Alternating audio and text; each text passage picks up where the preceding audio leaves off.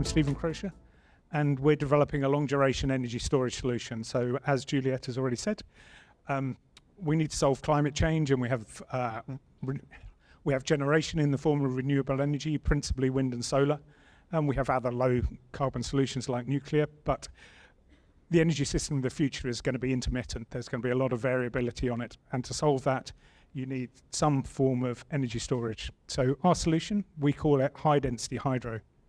So just talking a little bit about the problem that we're solving, is the solutions, when we look out in the market and the landscape of different people innovating in this space, we don't really see it as a technology challenge, ultimately. We see it as a scalability challenge. It's just the sheer magnitude of firstly generation, but then forms of flexibility, which ultimately which you need to have to solve this problem. And it's not a business as usual problem. So the vast majority of energy storage in the world today is traditional pumped hydro. I've got a different slide. I thought that was going to go onto a picture of jam and hydropower. So this is talking a little bit about the scale of the energy storage problem. Lots of commentators produce these exponential type graphs of this huge growth in the market. But it's utility scale energy storage in the next 20 so years is 40 or 50 times the amount we have today. And this isn't really measured by power, it's measured by energy. So the duration of the energy storage as well as the power.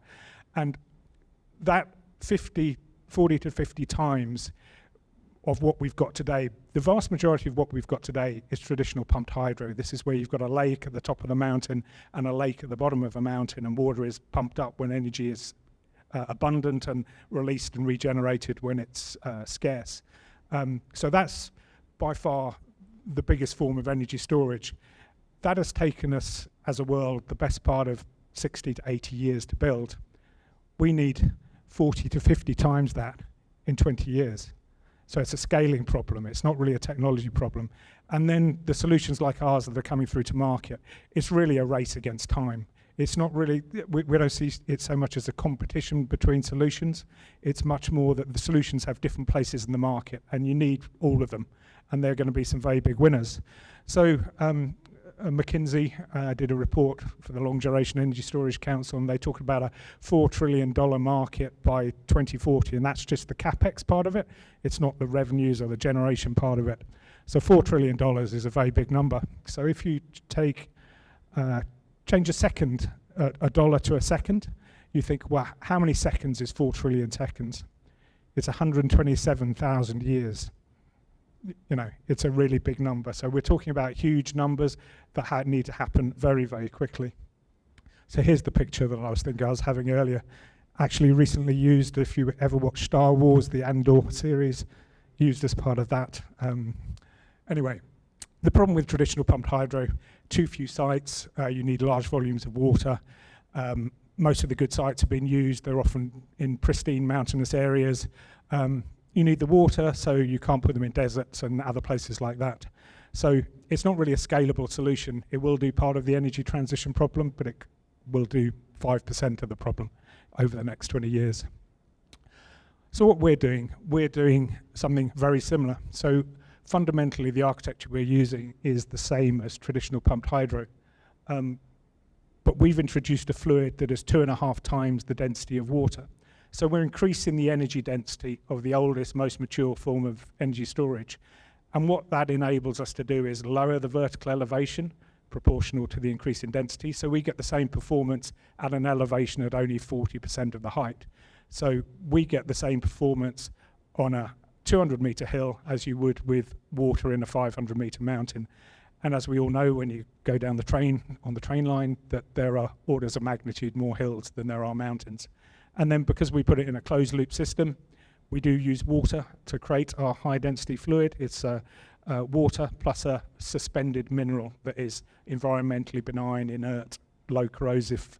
And so what this does is bring scalability while maintaining the same lowest levelized cost of storage as traditional pumped hydro. So what are we looking for? Projects on hills found nearly everywhere. So just a few nice pictures of hills. How am I doing for time? How am I doing for time? probably got a couple more minutes. Just keep going. So sort of sites that we might use. We can also, just the elevation that is important to us. And then in terms of the scale of the projects, we're talking about its utility scale storage, 20 to 100 megawatts of power, 4 to 20 hours of storage. Can use brownfield site like mines, etc. We find sites all over the world, tens if not hundreds of thousands of them. So this is what I wanted to get onto, which is ultimately you need different solutions in the market for different things, and the solution that we're looking at is a medium duration solution. And for our application, the lowest cost is probably still traditional pumped hydro, but ours is sort of highly comparable to traditional pumped hydro. And so this is for a medium duration application in the order of 8 to 12 hours, maybe up to 16, whereby the scaling of batteries is uneconomic at that scale. And so what you find for this application case, that we're about half the cost of lithium-ion batteries. For a short duration application, lithium-ion batteries would be half the cost of us. You know, it's sort of measured by use case. The use case we have is really the day in, day out cycling of the solar, or the twice weekly cycling of wind. So that's our use case. And then moving on, it's the volume bit of the market. So in that medium duration part in the UK and most other markets, is about 70% of the volume of the energy storage market. So that's where we play. You need shorter duration batteries, you need longer duration. That could be things like green hydrogen. It's all needed. This is a project we're looking at in Chile. So Chile is interesting because they've had a 15-year drought. They have lots of mountains. They have had lots of hydro, but now they've got a drought. And so they're looking for a solution that is can be put in very arid climates.